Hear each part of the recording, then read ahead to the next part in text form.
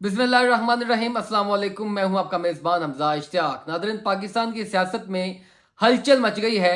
साद हुसैन रिजवी को एक बड़ी ऑफर करवा दी गई है। वोट बैंक कैश करवाने की पूरी कोशिश की जा रही है। टीएलपी के मैंडेट को अपना मैंडेट बनाने की पूरी कोशिश की जा रही है। और नवाज शरीफ साहब की वापसी जिस शायान शान तरीके से हुई है, जो प्रोटोकॉल उनको मिला है और जिन अशराफिया और जिन लोगों की तरफ से मिला है, ये भी हैरान कुन है।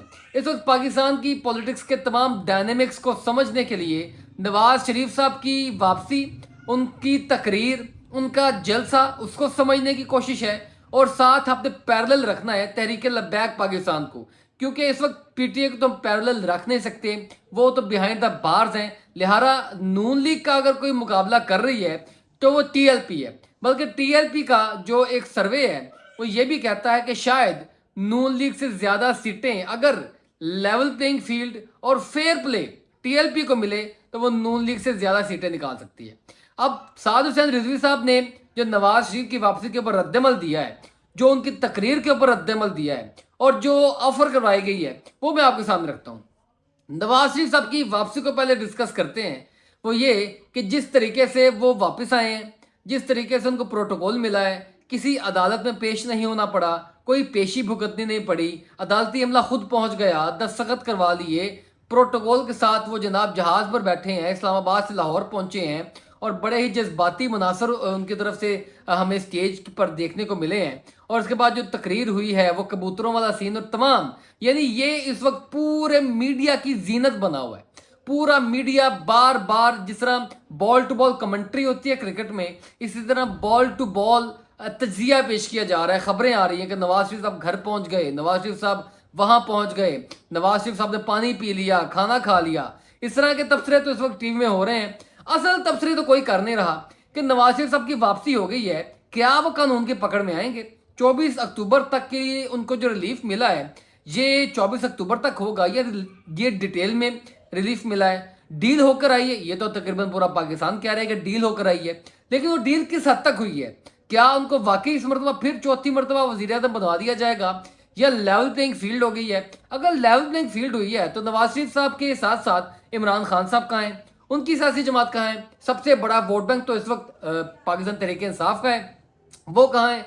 और अगर हम पाकिस्तान तहरीक इंसाफ को मैनेज करते हैं तो फिर नून लीग का मुकाबला एक ही सियासी जमात कर रही है और वो है तहरीक लब्बैक पाकिस्तान। लेकिन तहरीक लब्बैक पाकिस्तान को क्या उतना प्रोटोकॉल, क्या उतना वो फेवर, क्या उस तरह का इस्तकबालिया, क्या उस तरह की सपोर्ट, क्या उस तरह का वो जो इस्तकबाल होता है या वो जो सपोर्ट होती है या हिमायत होती है, क्या मिल रही है? तो हमें देखने को मिल रहा है कि ऐसा कुछ भी नहीं है। क्योंकि अगर वही लेवल प्लेइंग फील्ड टीएलपी को मिलती है तो टीएलपी, यकीन करें, कुछ अशारिये ये भी कहते हैं, कुछ सर्वेज ये कहते हैं, कुछ तज्जिए तबसरे ये कहते हैं कि टीएलपी नून लीग को सिर्फ टफ टाइम नहीं देगी, बल्कि कई कई इलाकों में नून लीग से ज्यादा सीटें जीत जाएगी। और ये भी हो सकता है कि पंजाब में वो सबसे ज्यादा नून लीग को डैमेज करें और टफ टाइम दें नून लीग को और टीएलपी ज्यादा सीटें जीत जाए। लेकिन ये तब होगा जब उनको लेवल प्लेइंग फील्ड मिलती है। इस वक्त पाकिस्तान की सियासत में लेवल प्लेइंग फील्ड मिलती हुई उनको नजर तो नहीं आ रही। वो तमाम तरह हिमायत जो है वो नवाज शरीफ साहब के साथ है, वो सपोर्ट जो है वो मुस्लिम लीग नून के साथ है। ये उनके चेहरों से भी वाज़ेह हो रहा है, ये उनकी आनिया जानिया, जिस तरह नवाज शरीफ ने आते ही आज पहले दिन ही सियासी अमली जो उसकी हिकमत अमलियाँ हैं और जो सियासी इकदाम हैं, जो सियासी आप कह सकते हैं कि जो तरीकाकार है वो शुरू कर दिया है। और उस तरीकाकार में, वो मुलाकातों में, वो सियासी अपने आप को एक्टिव करने में बड़ी ही जो मुलाकातें की जा रही हैं, उन मुलाकातों के साथ साथ हमें ये भी पता चल रहा है कि ये जिस तरह की मुलाकातें हैं और जो ओपन फील्ड इनको मिल गई है, ये शायद पाकिस्तान में कभी इमरान खान को मिली थी, लेकिन वो इमरान खान साहब से फिर छीन के फिर नवाज शरीफ साहब को दी गई है। अब देखें कि वो देने वाले लेते हैं वापस या नहीं लेते, क्या करते हैं क्या नहीं करते। खैर, ये एक अलग टॉपिक है। अब आते हैं साद हुसैन रिजवी की जानिब, टीएलपी की जानिब। अब टीएलपी इस तमाम सियासी मंजरनामे में एक बड़ा मैंडेट रखती है, एक बहुत बड़ा जो गैप था उसको फिल किया है। पाकिस्तान की अवाम की तर्जुमानी करते रही है उस दौर में जब यहाँ पर ना तहरीक इंसाफ मौजूद है, जब यहाँ पर ना नवाज शरीफ मौजूद था। उन हालात में पाकिस्तान की अवाम का जो हौसला था, जो तर्जुमानी थी, वो महज तहरीक लब्बैक पाकिस्तान ने की।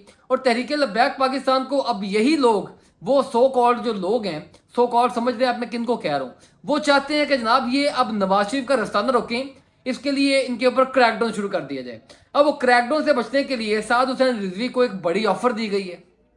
वो ऑफर क्या है? वो ऑफर मुस्लिम लीग नून की जानिब से है। वो मुस्लिम लीग नून ने कहा है कि जनाब आप हमारे साथ मिल जाएं, हम मिलकर आप अपना इलेक्शन अगर लड़ना चाहते हैं आप लड़ें, लेकिन जब आप जीतें तो हमारे साथ मिल जाए ताकि हम मिल के हुकूमत बनाएं और आपको भी इक्का दुक्का सीटें मिल जाएंगी, वजारतें मिल जाएंगी।